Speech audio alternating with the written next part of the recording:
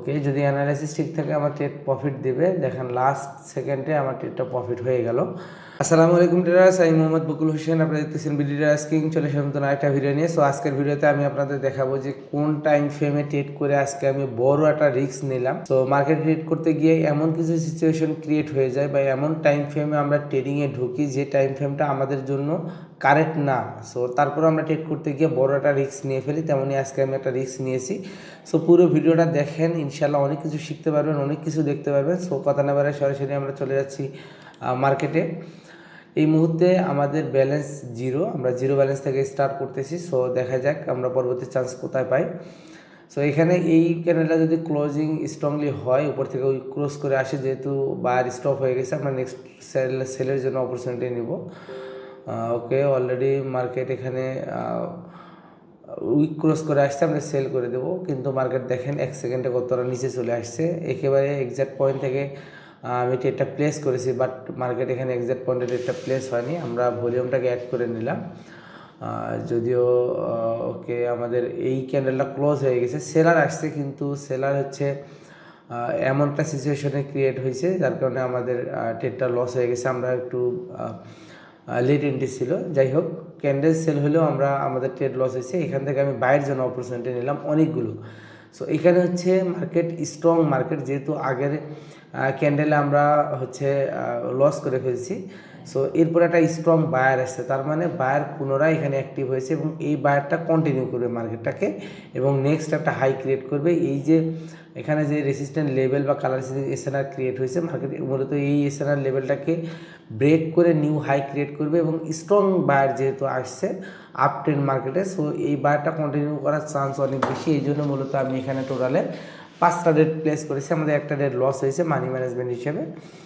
So দেখা যাক result কী আসে। আর মাত্র 10 সেকেন্ড সময় আছে, তবে আশা করা যায় আমাদের ডেটটা প্রফিট হয়ে যাবে। আর মাত্র 7 সেকেন্ড। ওকে, যদি অ্যানালাইসিস ঠিক থাকে আমার ট্রেড প্রফিট দেবে। দেখেন লাস্ট সেকেন্ডে আমার ট্রেডটা প্রফিট হয়ে গেল।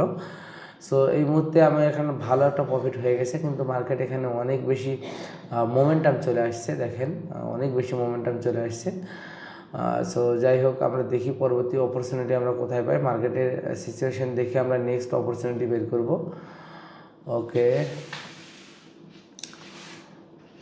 আচ্ছা, এইখানে মার্কেট একটা রিভার্স আসার চান্স আছে। আমাদের এখানে একটা সেল আসার পসিবিলিটি আছে। মূলত যেহেতু এই এত স্ট্রং ক্যান্ডেল হওয়ার পরে মার্কেটের ভলিউম নাই, তার মানে এই মার্কেটটা রিভার্স করবে। এই ক্যান্ডেলটা একটা সেলার ক্যান্ডেল হবে, এই জন্য মূলত আমরা সেল রেট করেছি। দেখেন আগের উইক ক্যান্ডেলে স্ট্রং ভলিউম ছিল, অথচ স্ট্রং ক্যান্ডেলে উইক ভলিউম, তার মানে মার্কেট এখানে রিভার্স করবে। যেহেতু ডাউন ট্রেন্ড উইথ ফ্রেন্ড যদি হয়, তাহলে আমাদের এখানে এই মার্কেট ডাউনে যাওয়ার পসিবিলিটি অনেক বেশি।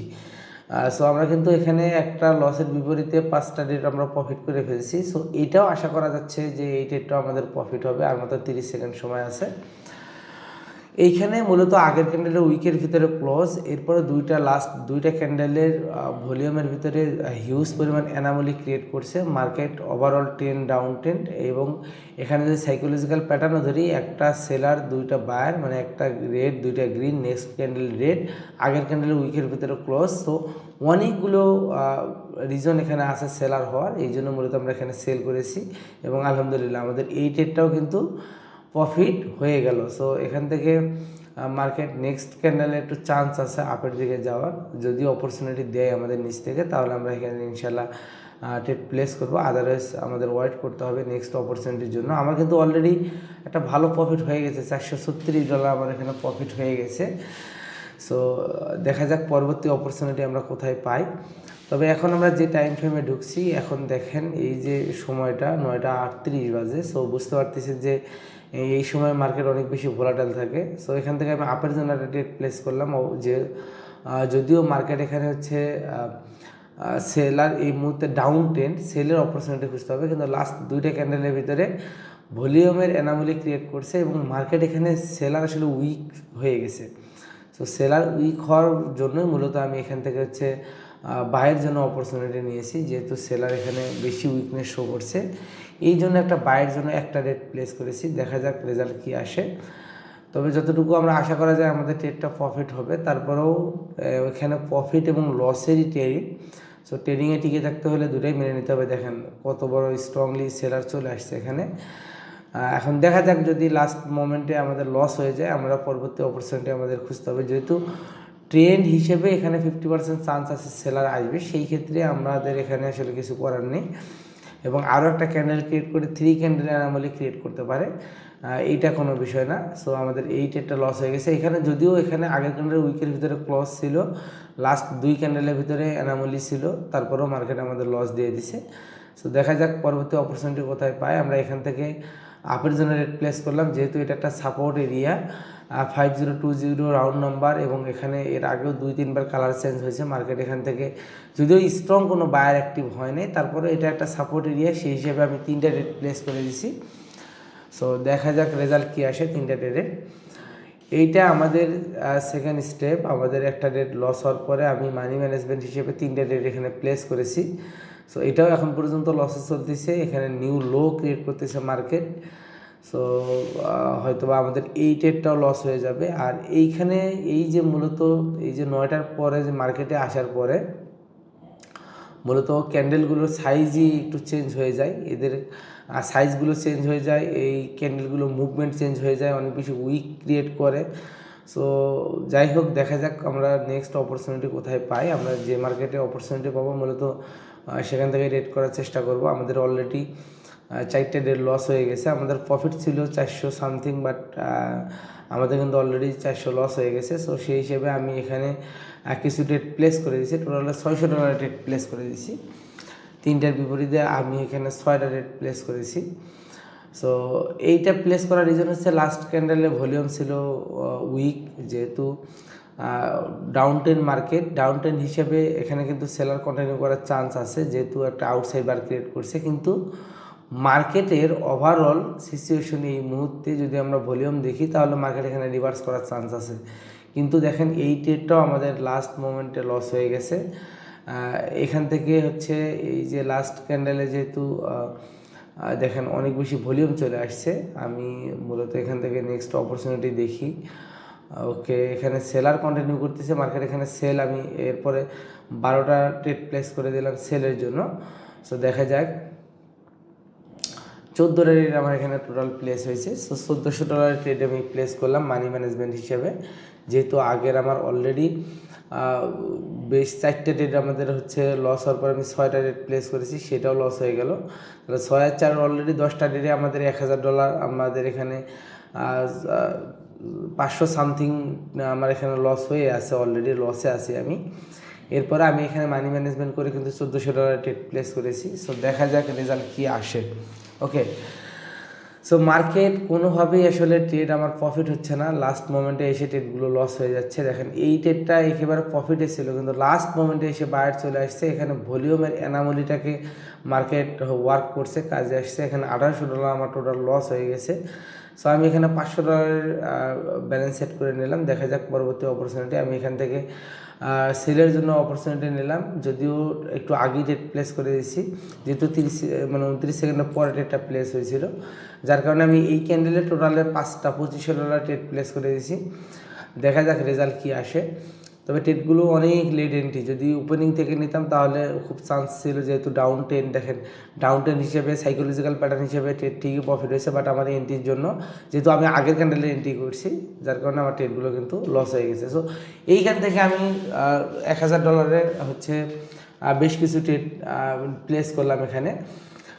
আমি টোটাল 8টা রেট প্লেস করে দিয়েছি এখানে ডাউনের জন্য। দেখেন মার্কেট কোনোভাবেই ওয়ার্ক করতেছে না। লাস্ট ক্যান্ডেলগুলো দেখেন, 15 মিনিটের ক্যান্ডেলগুলো দেখেন, লাস্ট 15 মিনিটের ক্যান্ডেলগুলোর ভিতরে অনেক বেশি ডোজি, অনেক বেশি উইক। মার্কেট কোনোভাবে ভলিউম ওয়ার্ক করতেছে না, কোনো কিছু এখানে কাজ করতেছে না। সো মার্কেট এইখানে আমি কি করেছি, সেলের জন্য অপরচুনিটি নিচ্ছি। এখানে সেল করার পিছনে রিজন যদি বলি আমি, তাহলে লাস্ট যদি আমি সেলার ক্যান্ডেলটা দেখি, এখানে যতবার আমরা প্রাইজ অ্যাকশন হিসেবে ট্রেড করতেছি, ম্যাক্সিমাম টাইম আমাদের এই যে লাস্ট ট্রেডগুলো রিভার্স করতেছে। সো মাঝখানে অনেকখানি সময় আমি ওয়েট করছি, কিন্তু আসলে প্রপার কোনো সেটআপ পাচ্ছি না। সো এখান থেকে মার্কেটে একটা চান্স আছে যে নিউ লো ক্রিয়েট করবে, এবং এখানে একটা মানে হাইপ সৃষ্টি করছে মার্কেট, যে এখানে এমন একটা সিচুয়েশন ক্রিয়েট করছে ট্র্যাপ, যে মার্কেট এখান থেকে আপে যাবে। লাস্ট ক্যান্ডেলগুলো একটু একটু করে উইকনেস শো করতেছে, কিন্তু আসলে এই জায়গাটা মূলত সেলার একটা ভালো চান্স ছিল। দেখেন $2276 আমার এখানে প্রফিট হয়ে গেছে। সো আমি এই সাপোর্টে কালার চেঞ্জিং এসএনআর সাপোর্টে আমি ট্রেড না করে আমি কি করেছি, আমি এখান থেকে কন্টিনিউ ট্রেড প্লেস করেছি, যেহেতু ট্রেন্ডের সাথে আমার মূলত ট্রেডগুলো প্রফিট দিতেছে বেশিরভাগ, এবং প্রাইস অ্যাকশন ভলিউম দুটো একটাও প্রপারভাবে ওয়ার্ক করতেছে না। দেখেন একটা না কতগুলো ট্রেড আমার এখানে লস হয়ে গেছে, যার কারণে বাধ্য হয়ে কিন্তু আমি এতগুলো ট্রেড করতে এখানে বাধ্য হয়েছি। এবং আলহামদুলিল্লাহ লাস্ট মোমেন্টে এবং স্ট্রং প্রফিট দিয়েছে। এখানে একটা সাপোর্ট এরিয়া ছিল, 460-এর একটা রাউন্ড নাম্বার ছিল, যেটা এখানে ওয়ার্ক করার খুব চান্স ছিল, কিন্তু আমি দেখতেছি ম্যাক্সিমাম টাইম ট্রেন্ডের সাথে রেটগুলো প্রফিট হইতেছে। এইখানে যদি আমি দেখি তাহলে এইখানে কিন্তু সেম সিচুয়েশন, এখানে একটা গ্যাপ, যদিও গ্যাপ ডাউন আছে যেটা আমি এখানে পাই নাই, তারপরও আলহামদুলিল্লাহ আমার ট্রেড কিন্তু সবগুলো ট্রেড প্রফিট হয়ে গেছে। ওকে, সো এইখানে মূলত এই ট্রেডগুলো প্রফিট হয়েছে। আমি প্রপারভাবে মার্কেট দেখে লাস্টে একটু রিস্ক নিয়ে ট্রেডটা প্রফিট করেছি।